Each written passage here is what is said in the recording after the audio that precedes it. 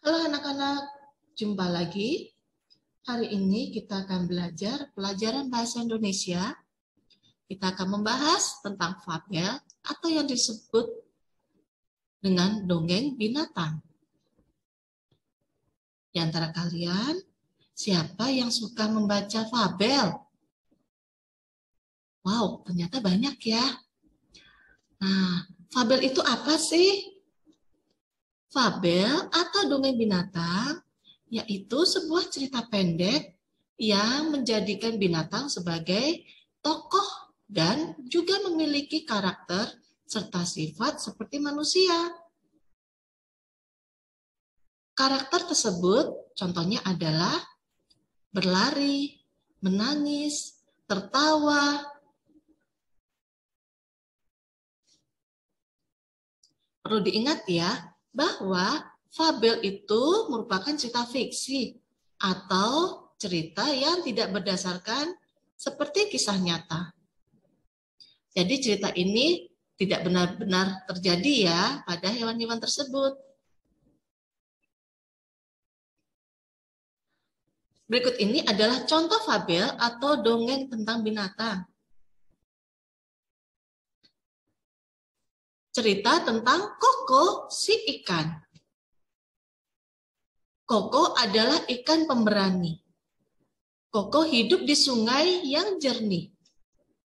Koko hidup bersama ikan-ikan yang lain. Suatu hari, datanglah seekor kera kecil. Kera itu mengotori air sungai. Koko mengingatkan kera agar tidak mengotori air sungai. Kera kecil merasa bersalah. Dia telah membuat Koko tidak nyaman. Kera kecil pun meminta maaf kepada Koko. Koko memaafkan kera kecil itu. Nah, dari bacaan ini tadi tentang Koko si ikan, dapat kita ketahui bahwa di sini ada percakapan antara kera kecil dengan ikan. Nah, di mana kera dan ikan dalam kehidupan nyata mereka tidak berkomunikasi ya. Mereka tidak berbicara seperti aku tidak nyaman loh kalau berada di sini. Ya. Ini yang disebut dengan fabel. Nah, dari bacaan ini ada beberapa pertanyaan yang harus kalian jawab.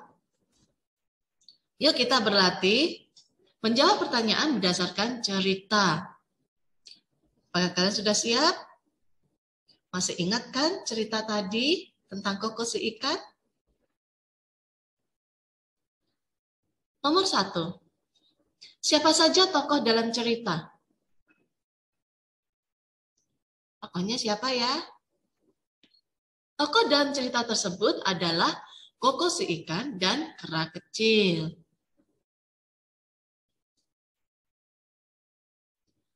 Nomor 2. Di mana tempat terjadinya cerita? Tempat terjadinya cerita di sungai. Nomor 3. Apa yang dilakukan oleh kera?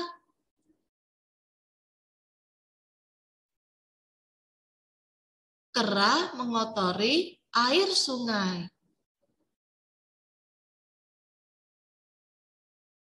Bagaimana dengan jawaban kalian untuk nomor 1, 2, dan 3?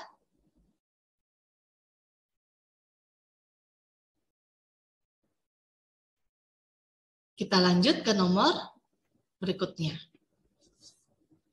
Nomor 4. Bagaimana perasaan kera saat ditegur Koko?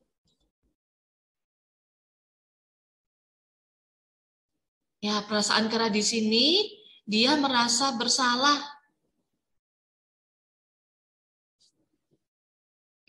Nomor 5. Apa yang dilakukan Koko terhadap kesalahan kera? Koko mengingatkan kera agar tidak mengotori air sungai. Di mana Koko mengingatkan kera ya, agar tidak melakukan hal itu lagi.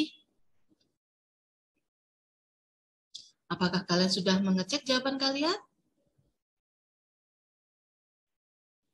Wah, kalian ternyata sudah paham ya tentang cerita fabel Koko dan juga kera kecil.